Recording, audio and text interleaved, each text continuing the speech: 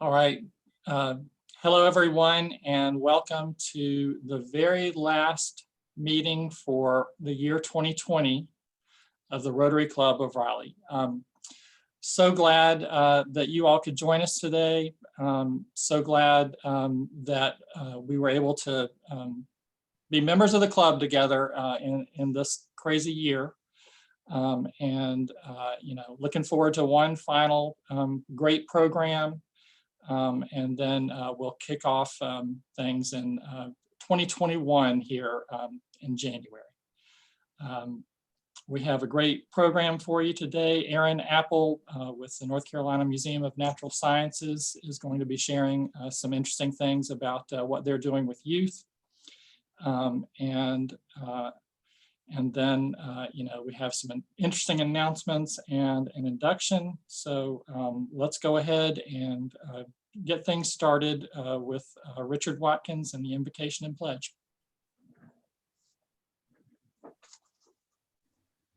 Good afternoon, fellow Rotarians.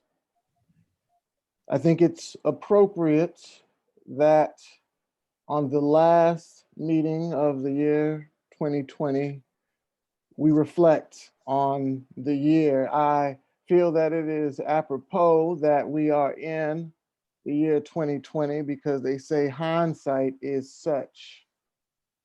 This has been a very difficult year for a wide variety of reasons, whether it be racial and civil unrest, strains on our democratic institutions.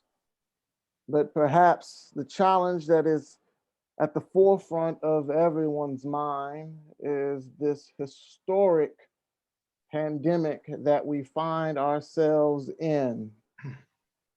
Today, the total of Americans unemployed is around 12 million, and the deaths are 321,097 American lives lost.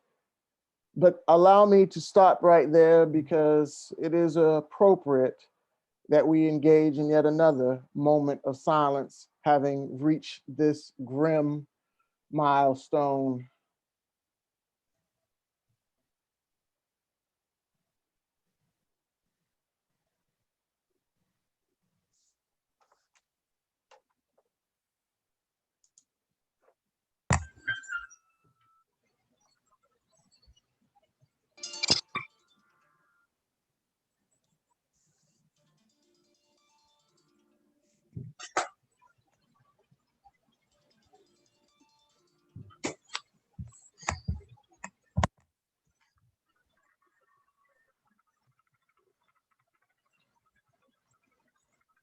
Sorrow is, of course, appropriate, but the other side of the coin, as I've mentioned before, should be gratitude. I ask myself, what am I grateful for? And I challenge each and every one of you to do the same. This is the season of gratitude. I am grateful for so much. I have explained to you how grateful I am to be in your presence every Monday. And I am so grateful because each and every one of you are so special to me. Extension of my family. And family is one of the things that I am grateful for. My beautiful wife and daughter. I still have a job and a roof over my head when so many have lost so much.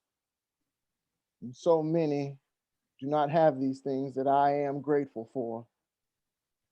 Gratitude is the season that we are in.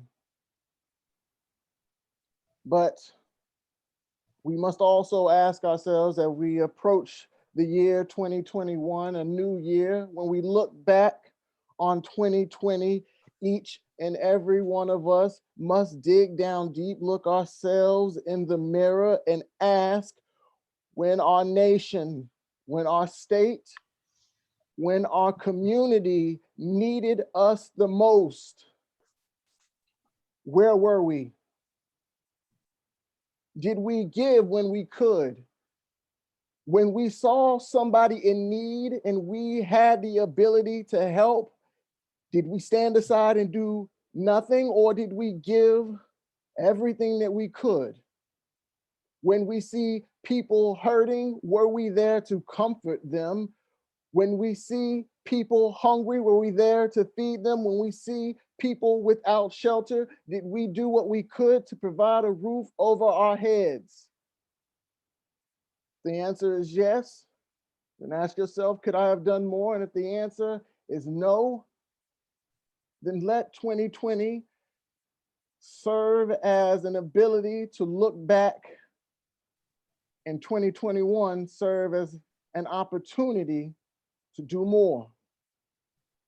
Because each and every one of us must live by the creed that we utter so often: service above self. Service above self. Thank you all, and please join me now for the Pledge of Allegiance.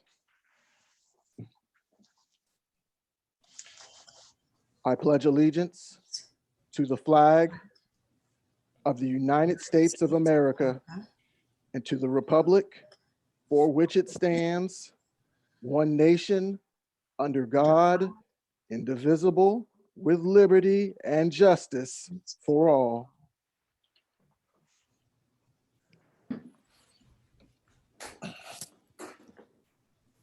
And if Sevelin is not here, I'd like to pass it back to you, Eric. All right. Excuse me, Richard, just one quick announcement. I just heard from Sevelin, who did test positive for COVID. So let's keep her in our thoughts and prayers. Yes. Wow. Yes, please send a prayer out for Sevelin. I pray that she has a speedy and rapid recovery. Eric. Thank you, Richard. Thank you for those thoughts. And I do wish want everybody to keep in mind that this is a year that we do need to think about whether we have done our part to take care of all of the many people who are in need. All right, please, if you have the opportunity, send an email to Linda or send a chat to make a donation to the cart bucket. If you're making any final last minute Christmas purchases, please try to do it through Amazon Smile, and a portion of the proceeds will come to the Rotary Club. I also will go ahead and make an announcement now about the coming Rotary year. You will be receiving in the near future an invoice for next quarter's dues. As Tom, I believe, has mentioned on a couple of occasions, we are trying our best to be efficient in how we spend money, recognizing that this is a strange and tricky year for people, and recognizing that we're not providing what we normally do with our dues, given that we are not meeting in the city club and serving a nice lunch every Monday. So we did adjust the dues for the third quarter based upon our budget and based upon the fact that we will be continuing to have Zoom meetings, at least for one more quarter, and we'll see where we are after that. So the dues statement you'll be receiving will be for $165 next quarter. All right, if we could move on.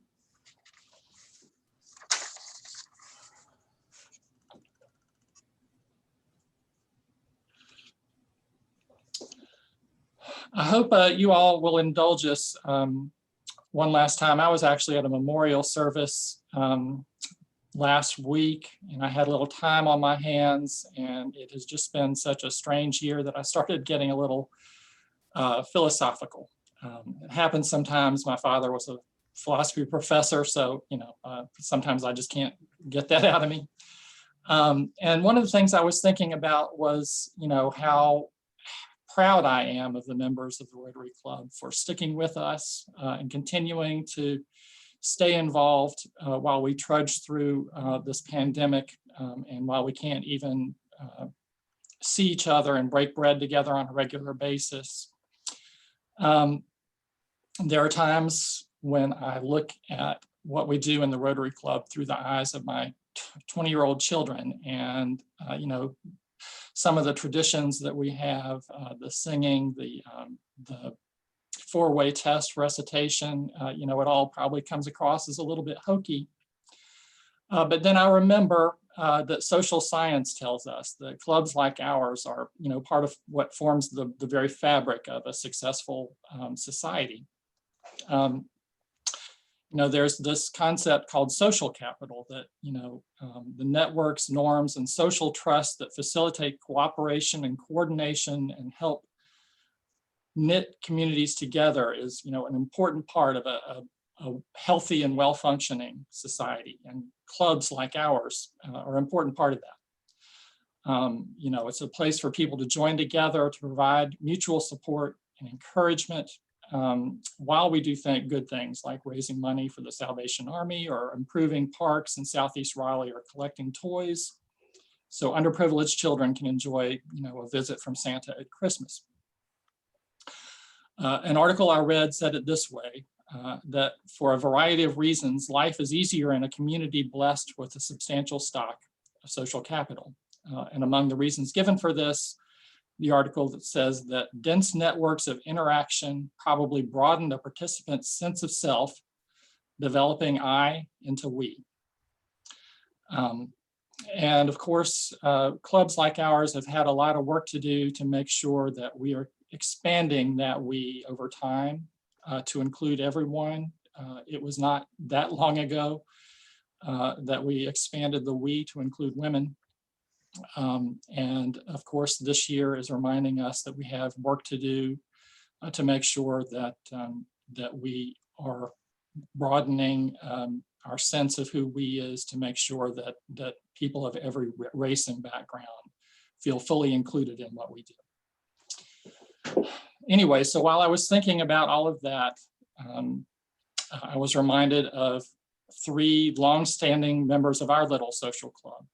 Eric Elwood, Sam McNary, and Wilson Heyman, who we lost this year.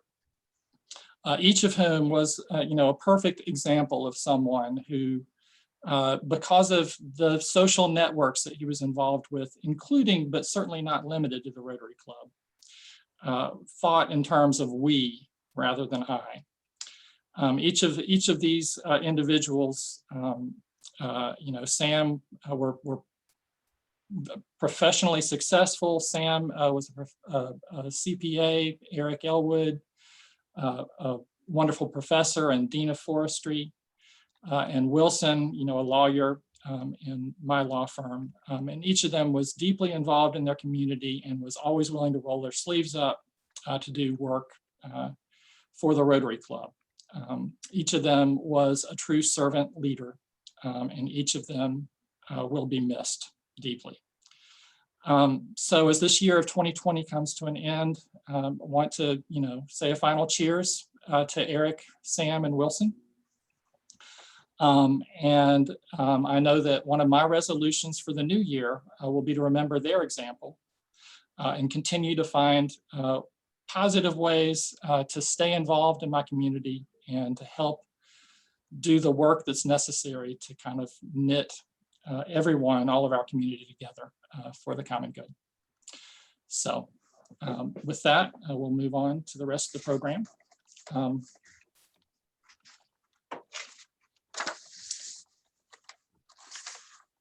Coming up in the coming weeks, our first meeting on, I believe, January the 4th, following the Christmas holiday, we are going to have a club assembly, and we'll be spending a lot of time planning for the April 17 day of service and planning for some of our activities for the coming year. Then we have Ken Howard on January the 11th, the director of the North Carolina Museum of History, and then Pierce Freeline, co-founder of Beat Making Lab, and a city councilor in the city of Durham, who will be speaking with us then. So lots to look forward to in 2021, and so glad that all of you guys are with us.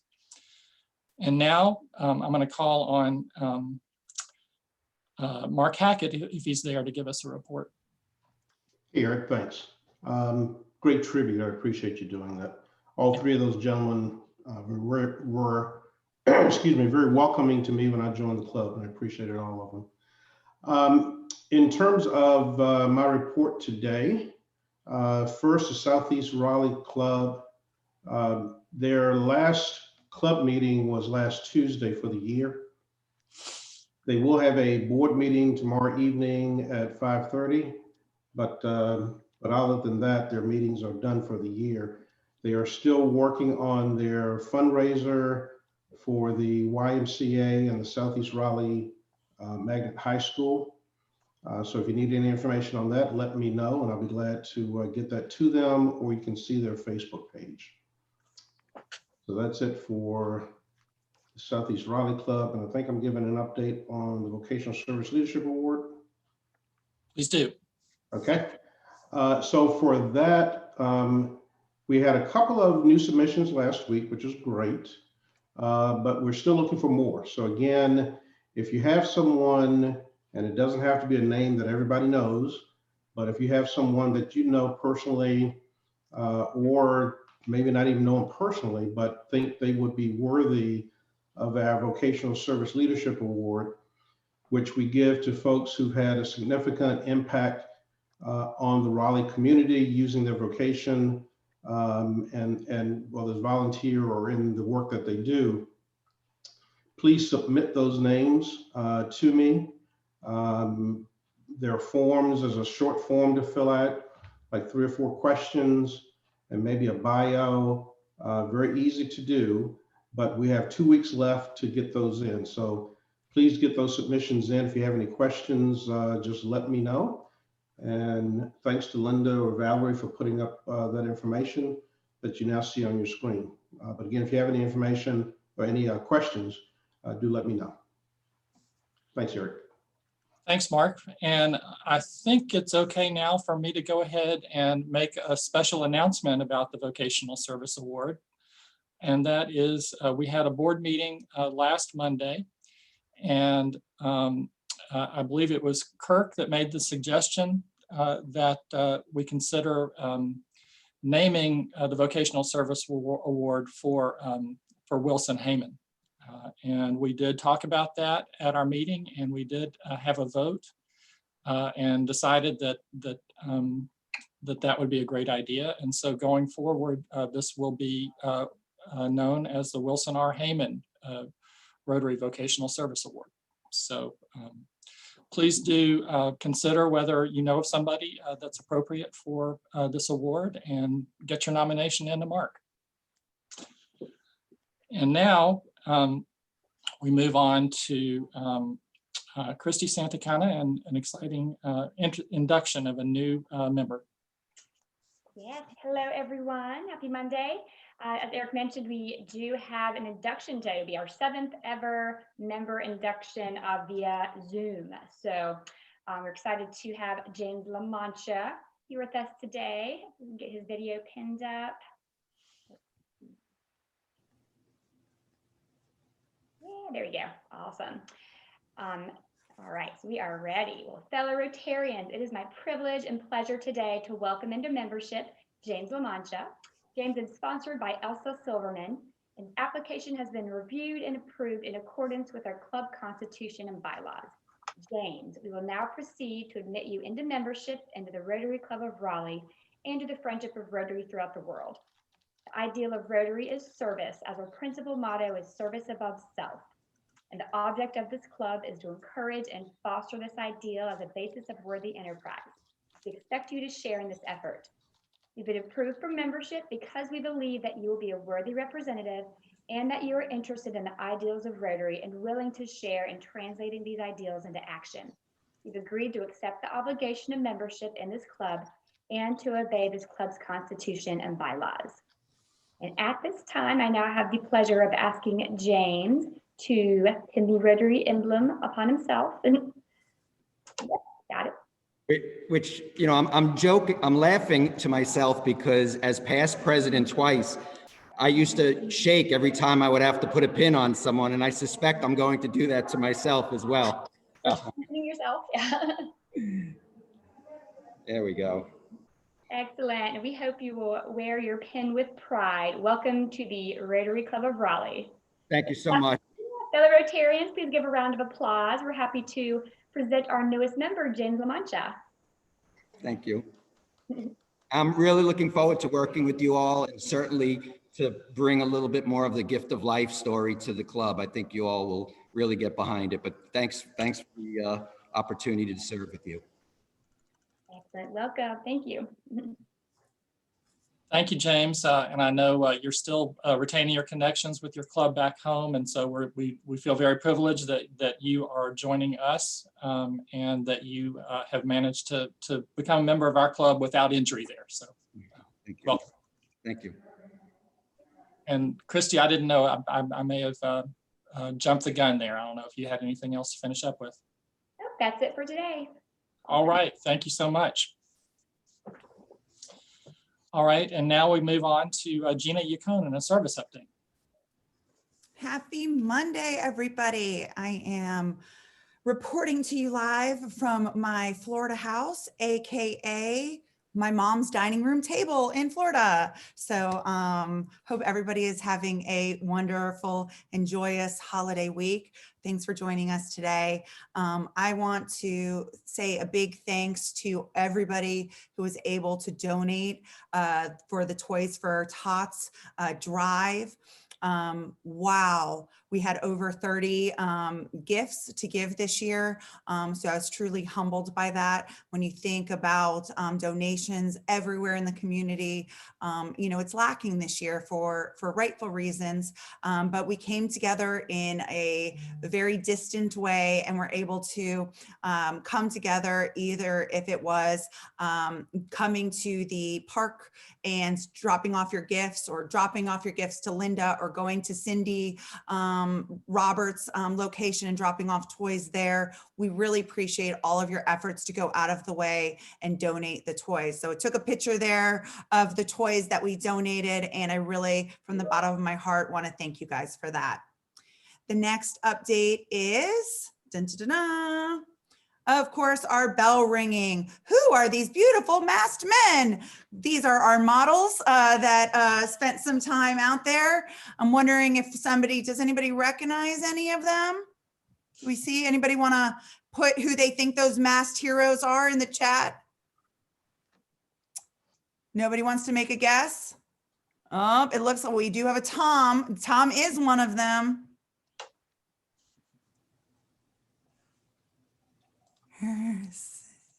Well, I guess Harrison is right now. So yeah, so we have Rick and we have Tom and we have Judge Martin, and actually we've had a lot of people participate, and some of the photos, I wasn't able to put up all of the photos today, but we do have a lot of masked heroes that are bell ringing. Bell ringing does look different for us this year, but want to appreciate everybody who is making the time to go. We are at the new, the other door. We normally are at kind of like that left door. So we are donating on the right door where it's more traffic, and that's where the grocery center is. So please, there are still times available on the sign up. Genius.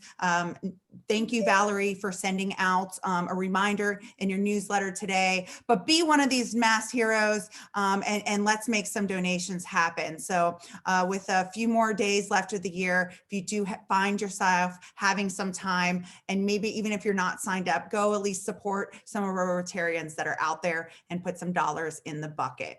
I think that's it for me. I'm really looking forward to 2021 and seeing you guys hopefully in person soon. So thank you. I just have to give a shout out because Harrison is out there ringing the bell right now and joining us on his mobile phone at the same time. So that is some dedication.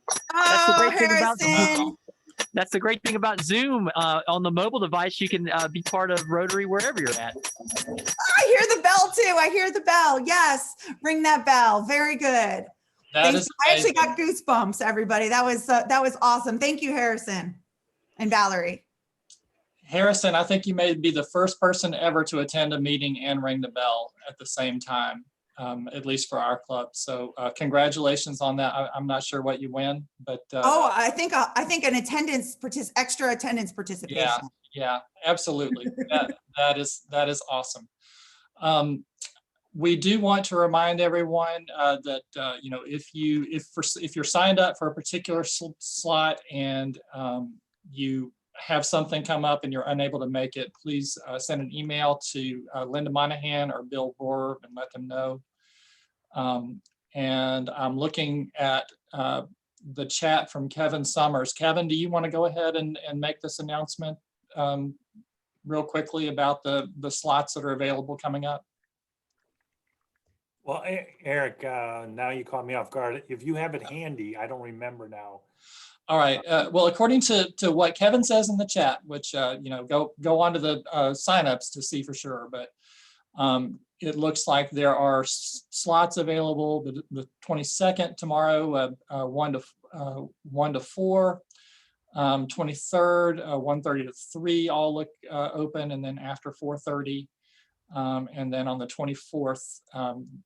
Christmas Eve, if you've never rung bells on Christmas Eve, it's wonderful. The 10 a.m. shift is still open, and you might have to beat me to it.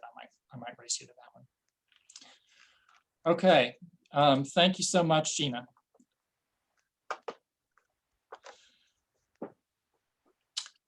And next, we want to wish a very happy birthday to Dana Johnson. Oh, I didn't realize she was a Christmas baby. But happy birthday and Merry Christmas, Dana.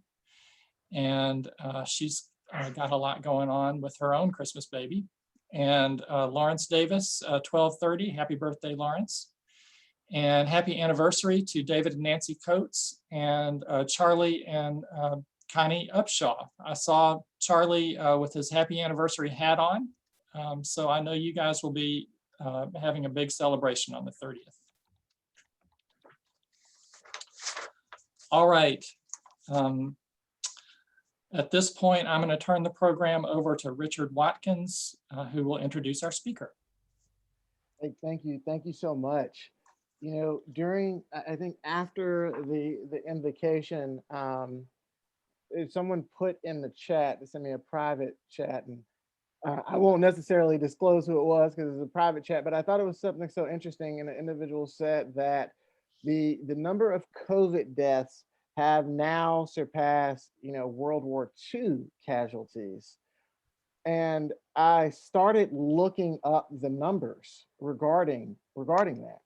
And the LA Times has a very interesting piece that describes, you know, the number of deaths. And just briefly, we've got AIDS, the 1918 flu, the American Civil War, World War II, COVID-19, and World War I, right? And I just wanted to point that out, and you can check it out yourself, but I thought the thing that really stood out to me is out of those, 3 of them are wars, and 3 are pandemics. 3 are infectious diseases, which brings to light, or just brings to the forefront, the importance of science, because that is our only way of dealing with this. And I think for far too long,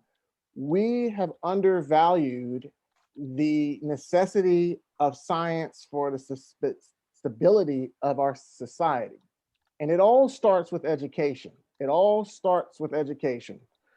And in that regards, those individuals who engage in science and outreach to our youth are looking at these numbers, are patriots.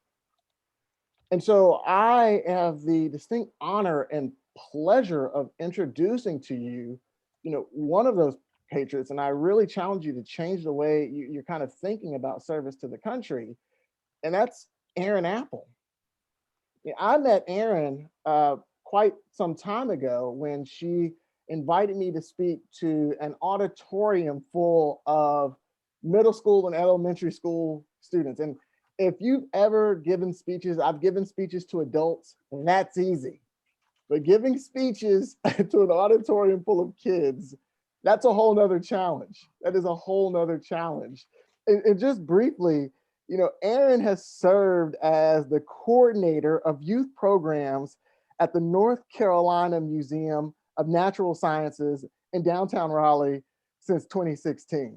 All right, so I might need to nominate her for a vocational award. She is a graduate of NC State University's College of Natural Resources, where she studied wildlife biology, and she is an NC certified environmental educator. Erin has worked in public education, natural resource management, extension and outreach for museum facilities and North Carolina State and County Parks Department since 2011. And if we do believe that science is critical for the future of our country and the future of the world, then we have to focus on North Carolina, because you can't spell science without NC. And to that point, it is my distinct honor and privilege to introduce to you all Erin Apple. Erin, it's all yours. Well, Richard, thank you so much for that wonderful, wonderful introduction. I appreciate it. And thank you all for having me today. It is my honor to be here with you and to share in your mission of service to our community. I would like to share my screen. So if you'll bear with me while I get that going. All right. And can everybody see my first slide coming up here? Thank you. Let it load in just a second. All right, so as I said, it's my pleasure to be here today.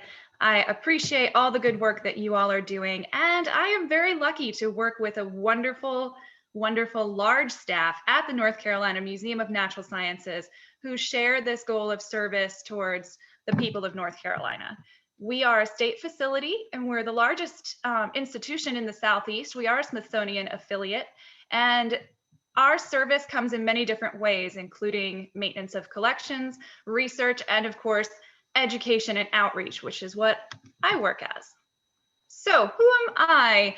Again, my name is Erin Apple. My pronouns are she, her, hers. I am the coordinator of youth programs at the North Carolina Museum of Natural Sciences, where I've worked since 2016. And prior to that, I did work for several state and county parks departments.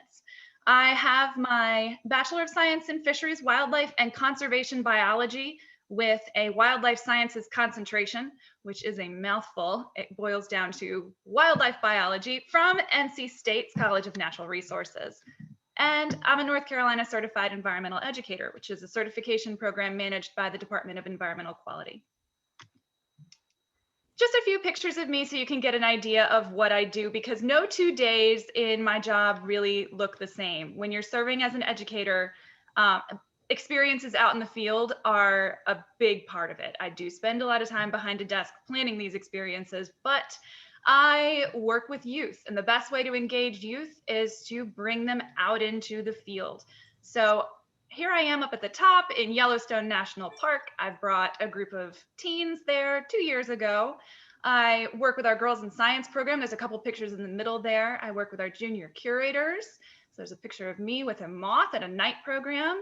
Thankfully, with the museum, I'm allowed to continue to engage in my natural resource background. So I get to assist with prescribed burns at our Prairie Ridge Eco Station and try to boost education around prescribed burns in North Carolina. That's something I'll get into a little bit more later when I talk to you about our regional network. I work in downtown Raleigh. There are 2 buildings in downtown Raleigh, the Nature Exploration Center and the Nature Research Center. So kind of raise your hand if you've been to this building in downtown Raleigh, if you've been to one of our buildings. See a lot of people say yes. Wonderful. Thank you. Richard, of course, has spoken to some of our students there, which we deeply appreciate. We are currently open under some pretty heavy restrictions. We were closed for a time. We have reopened, but with a lot of extra safety measures in place, of course, approved by the governor, who we are under the jurisdiction of. So we're currently open 10 a.m. to 4 p.m. in a very limited capacity. For those of you who would like to come and visit, you are more than welcome to. We are restricted on the number of people we can have in the building at one time. Again, extra safety and cleaning measures are in place. Masks are required for entry, and a lot of our spaces are closed. But it is still a wonderful way to engage in science. We have a lot of wonderful virtual opportunities that I will share. And just for a note, for those of you who would like to come and visit our space, we are closed Christmas Eve, Christmas Day, and New Year's Day. We're only closed 4 days a year. It's those days and Thanksgiving Day. All right, I mentioned our regional network. The North Carolina Museum of Natural Sciences is not just our downtown Raleigh location. We also have a satellite branch in Whiteville, North Carolina. Our regional network extends across the state and is being expanded at this time. So Whiteville does wonderful, wonderful educational work out in our eastern part of North Carolina.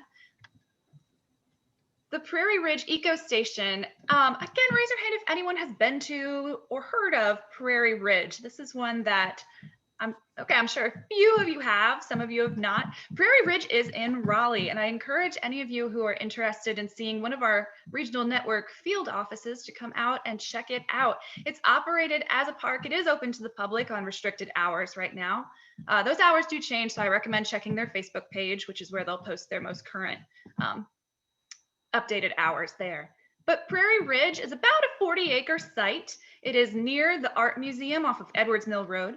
And there's these pictures here of our indoor-outdoor classroom space there. We hold summer camps at this location. And that picture that I mentioned of me doing a prescribed burn, which is a land management activity, those were taken at Prairie Ridge. So it is a managed Piedmont prairie restoration site, which is a historically significant ecosystem in the state of North Carolina. And the work that's done out at Prairie Ridge is all intended to connect the public with North Carolina's ecological history.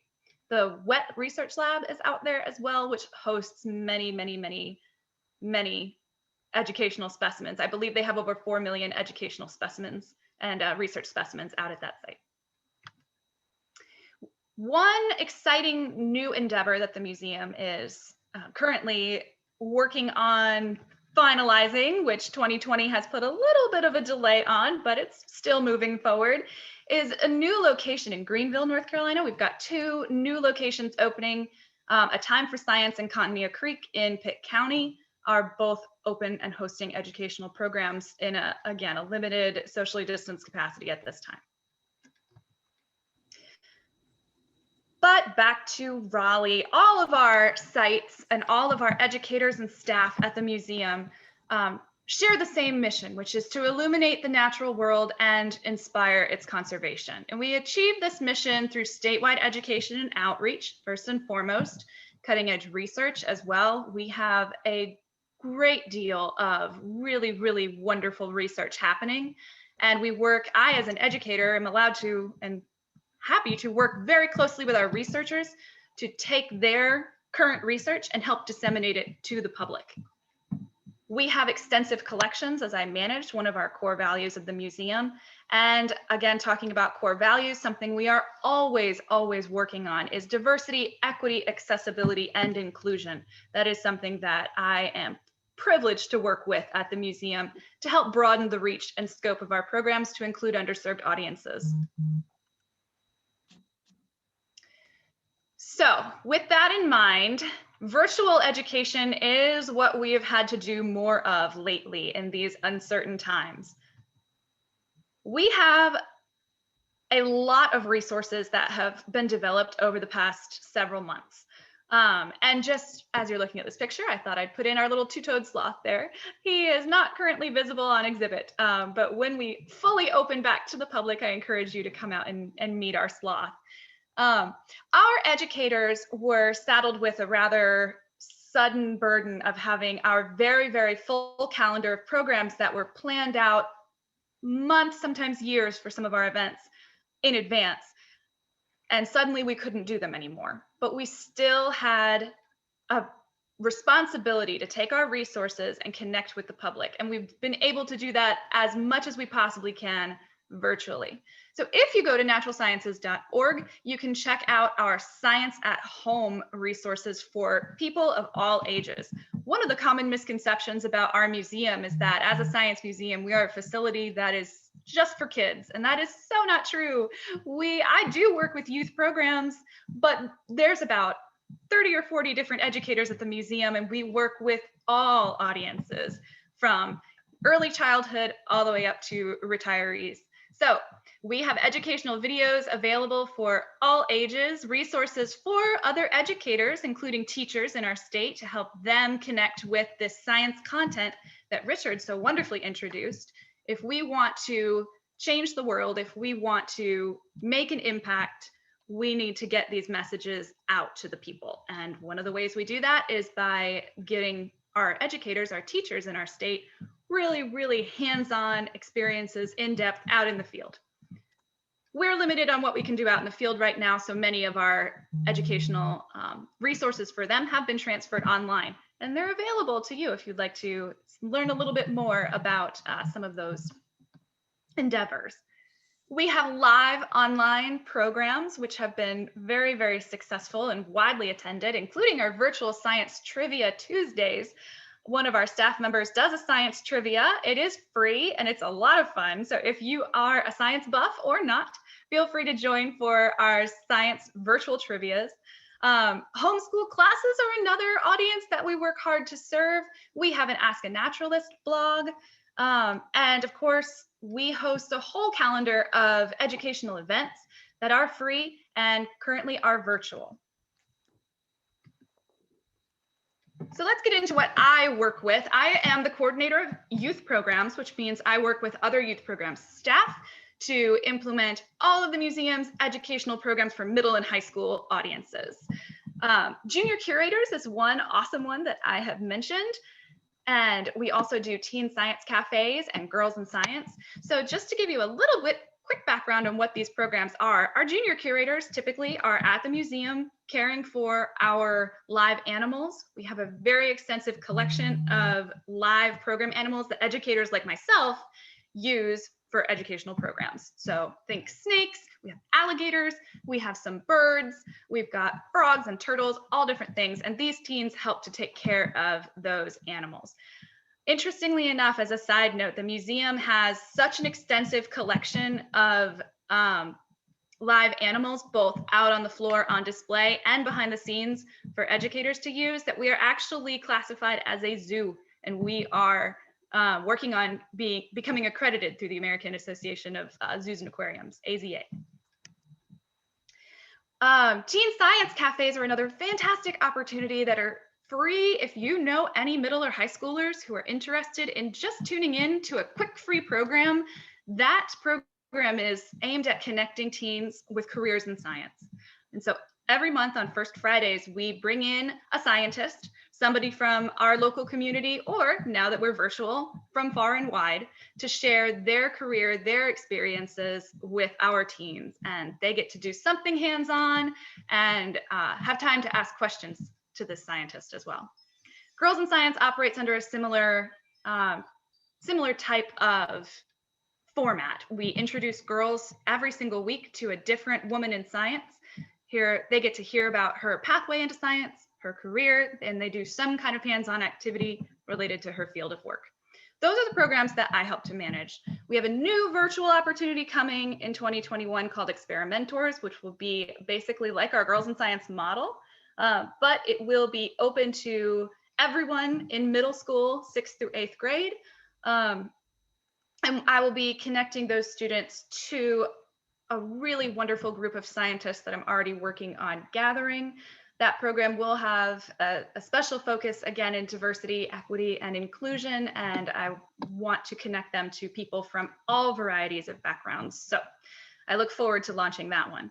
If you want to learn more about our youth program opportunities, if you have somebody in your life who's a middle or high schooler, know somebody else, or know a teacher, please feel free to check out naturalsciences.org/learn/teens, and you can see all of our upcoming opportunities posted there.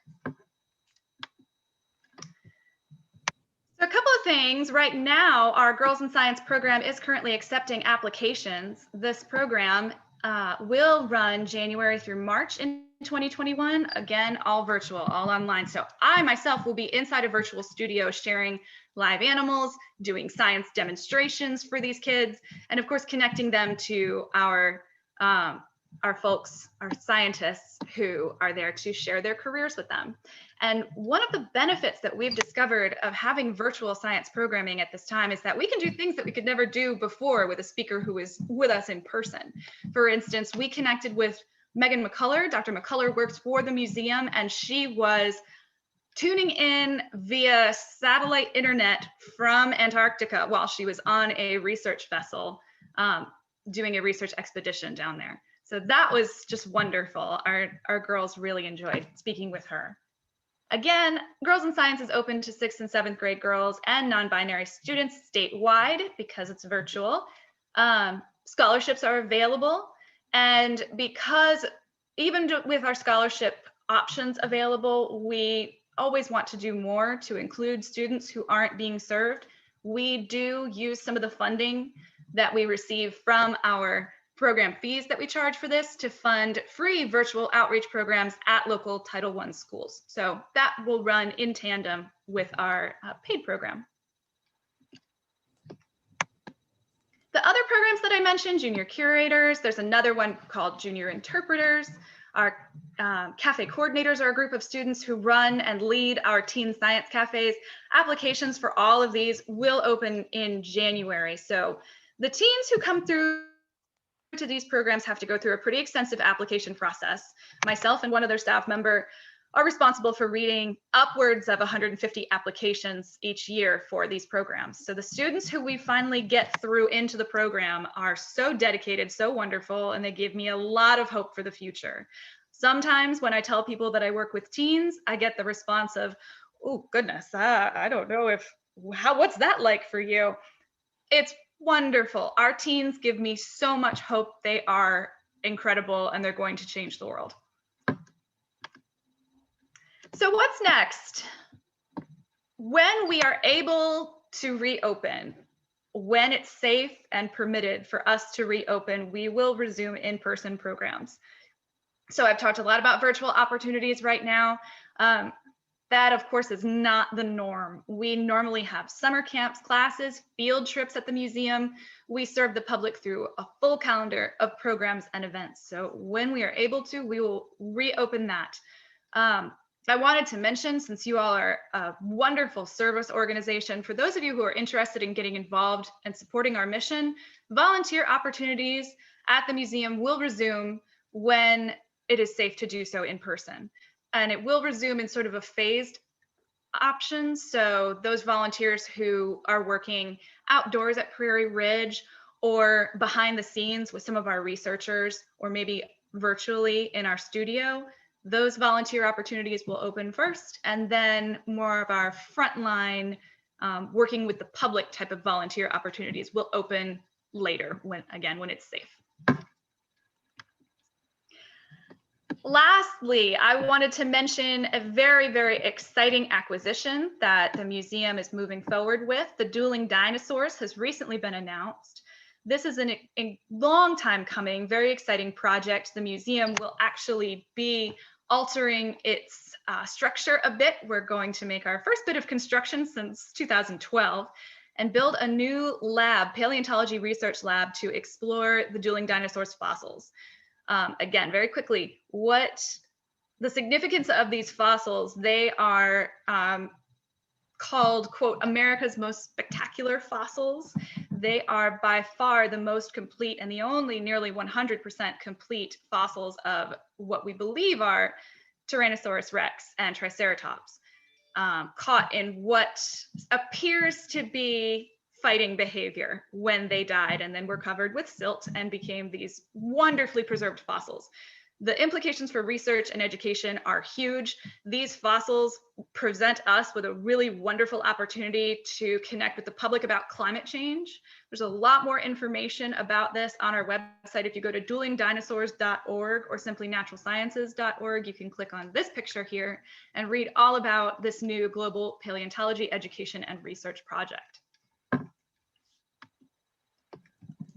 That is all I have. If you are interested in supporting the museum, please consider making a donation or consider becoming a member. There's those websites that I mentioned before, naturalsciences.org. Please consider attending some of our programs or sharing information about the youth program opportunities that I work with myself or any of our others that sound interesting to you. Keep in touch with us because we'll be releasing new information all the time about the dueling dinosaurs. And with that, I'll take any questions that anyone has. Excellent. Erin, thank you so much. I really appreciate it. That was a wonderful presentation. And although I've been to the museum countless times and worked with you a handful of times, I still learn so much from this presentation. I'd actually like to just go to the questions. I know you touched a little bit on this dinosaur exhibit, which is very, very exciting. But Eric wanted to hear a little bit more about that. And I was wondering if you could expand on, how did the museum come across this? I'm imagining that there's a lot of places that would love these fossils. How did we acquire it? That is a great question. The museum works very closely with our Friends organization, the Friends of North Carolina Museum of Natural Sciences. These specimens were a gift from the Friends. They are the ones who worked very closely with the owners, the discoverers of these really rare, really fantastic fossils to secure our location. And it was a big collaborative effort. The city of Raleigh, of course, was interested in the dueling dinosaurs coming here. The state was interested, but it really was, we owe a big debt of gratitude to our Friends organization for acquiring these fossils and gifting them to the Museum of Natural Sciences. And if you would allow me, and if you don't know it, that's completely fine. But since I have you here, I just want to ask a very dinosaur question, because Sure. my daughter loves dinosaurs. Is it only the male Triceratops that has horns, or do both males and females have horns? And is there any difference in kind of the horn size that people are hypothesizing? That is a great question that I don't actually off the top of my head know the answer to. I believe that it is males and females. Anybody else who knows the answer to that, please feel free to jump in. But I will say professional development is a big part of my job, and I am currently taking a paleontology course to prepare myself for the dueling dinosaurs.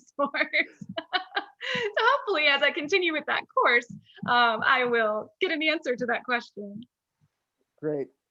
Shaver asked, and you touched on it a little bit, but if you could just go into a little bit more about what has changed with your summer programming, and are you anticipating any additional changes to your summer programming, and how do you think you're going to work around those changes? Right. So last summer, this past summer, everything was so up in the air. A lot of our summer programming was simply canceled. We don't want that to happen again this year. We are right now tentatively making plans so that we have them in place for if we're able to host in-person programming again, starting in June, we will be ready to launch it. We will be ready to launch our summer camps. I work with the Girls in Science residential summer camp, so I'm tentatively planning for that. But if we're just going to be able to do whatever we can, if there's restrictions where we can host programs with students, but only outdoors and only day programs, not an overnight, then we'll make some of our camps into a outdoor socially distanced day only option, whatever we're able to do. Unfortunately, right now, because everything is so in flux and we're unsure about how the vaccine is going to affect our lives by summertime, it's so hard to say right now, but I will say we're making every effort to do absolutely the maximum that we are able to do. Great. And Linda asked, did you receive funds from the Smithsonian to start the museum?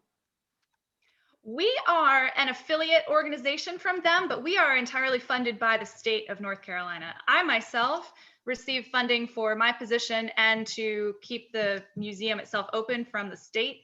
But when it comes to my educational programs, I have to seek grant funding.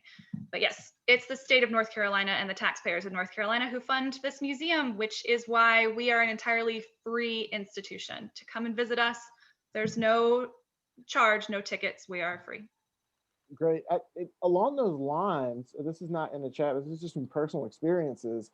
The museum is free, but the museum also has very amazing kind of like unique exhibits that are seasonal as well, that are kind of separate. You kind of pay for entry. Could you talk a little bit about those, and are those ongoing currently, or have those been, put on hold? Yes, absolutely. Right now, we are not hosting any because those sorts of traveling exhibits have all been put on hold with the pandemic. However, it's good that you brought that up because one of our other acquisitions that's very exciting right now that our management is working with is the acquisition of our former Race, Are We So Different exhibit.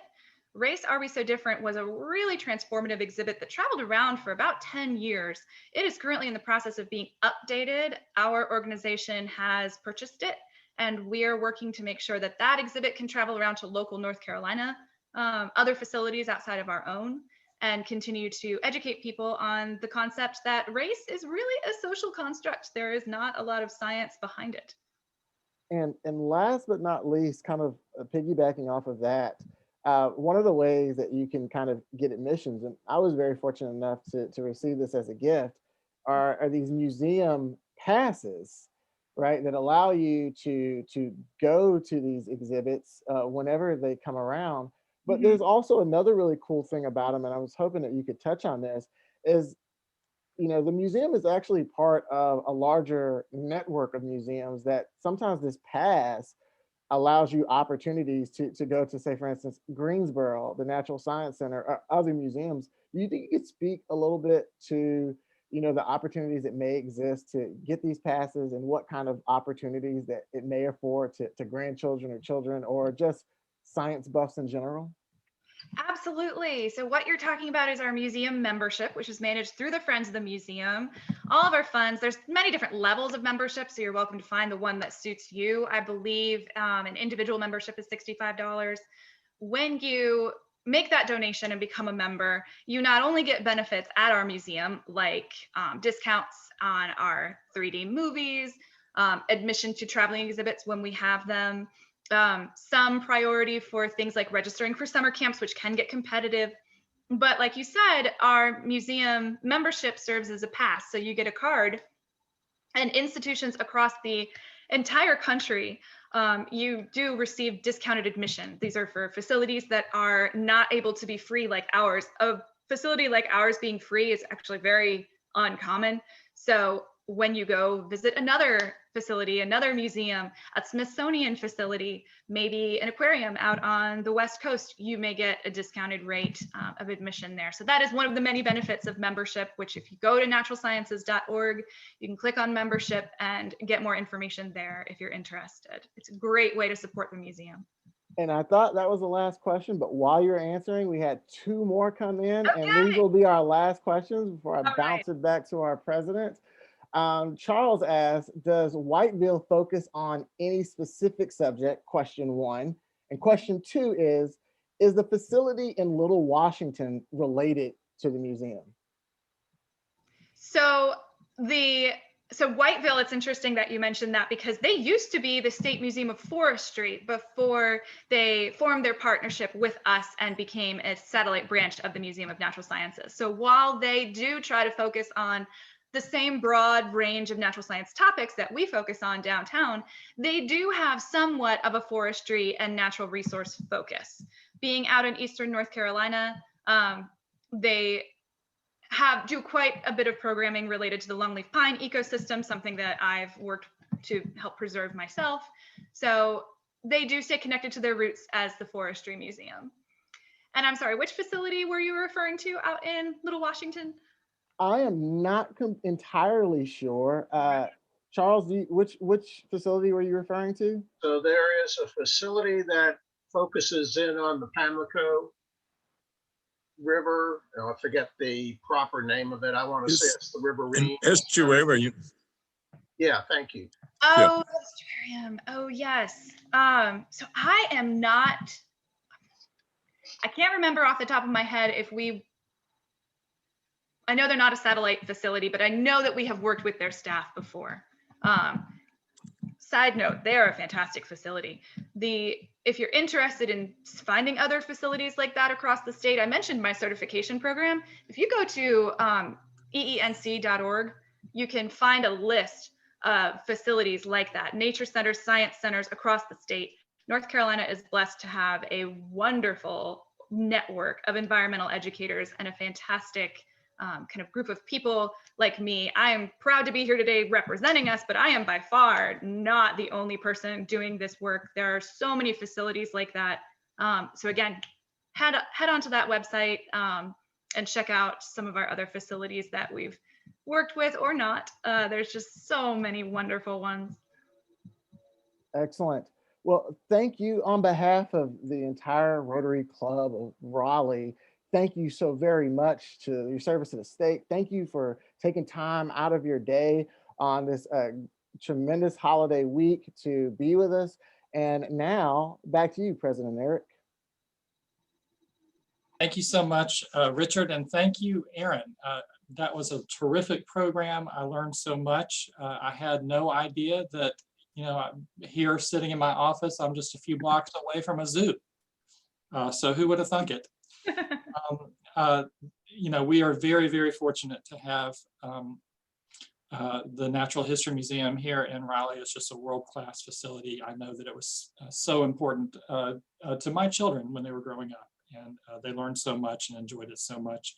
And so to have that for all of the children in this area and in this state is just wonderful. And thank you for all that you do.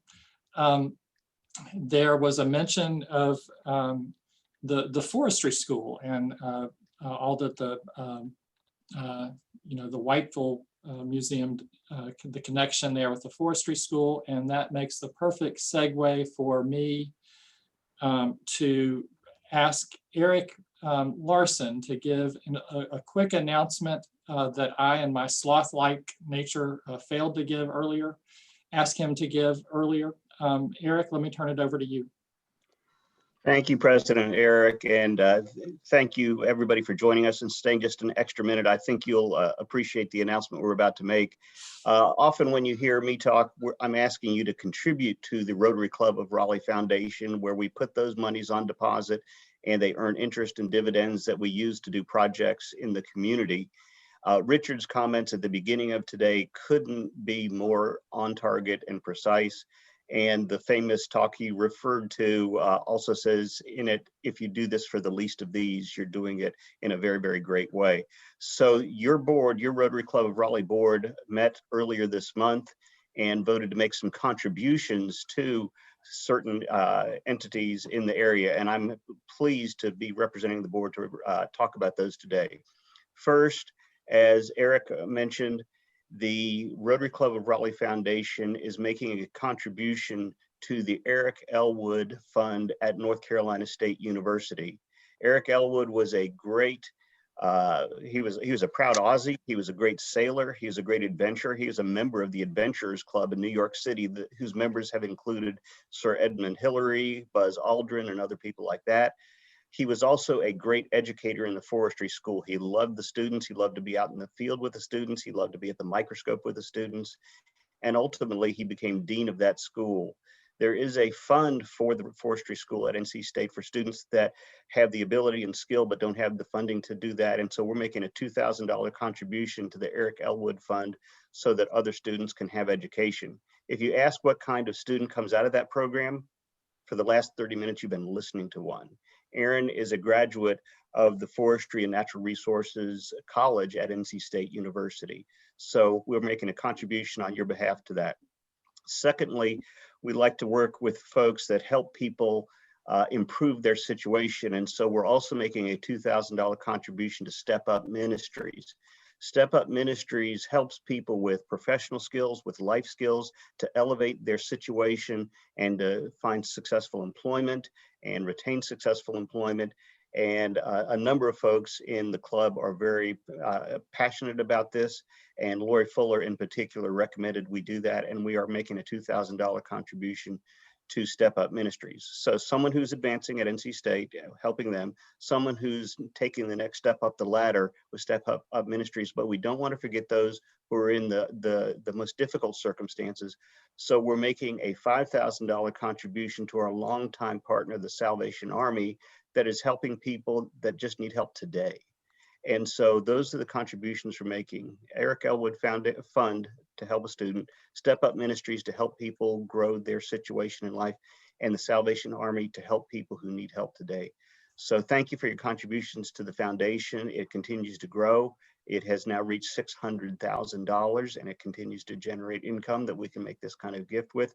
But what a perfect way to end the Rotary year, or not the Rotary year, but the calendar year, and to celebrate the season with that announcement of the gifts we were able to make on your behalf. Thank you, President Eric. Thank you, Eric, and thanks so much to you and to the members of your committee for all of the great work that you do, in your stewardship of the foundation and using that fund to help advance important causes in our community. And thanks to all of you members out there for contributing to the foundation so that we can continue to do that good work. And with that ending, let's go ahead and say goodbye to 2020. I hope all of you have a very wonderful holiday, Merry Christmas. And I look forward to seeing every one of you in 2021 when we start back up again, and we will end with the four-way test. So of the things we think, say, and do, first, is it the truth? Second, is it fair to all concerned?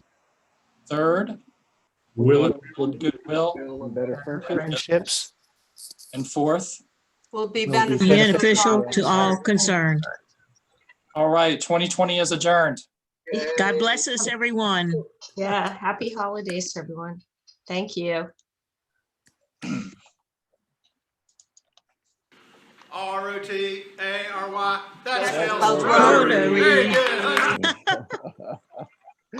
Thank you Happy all. holidays. Happy New Year. Yes, have a great holiday, everyone. Thank you.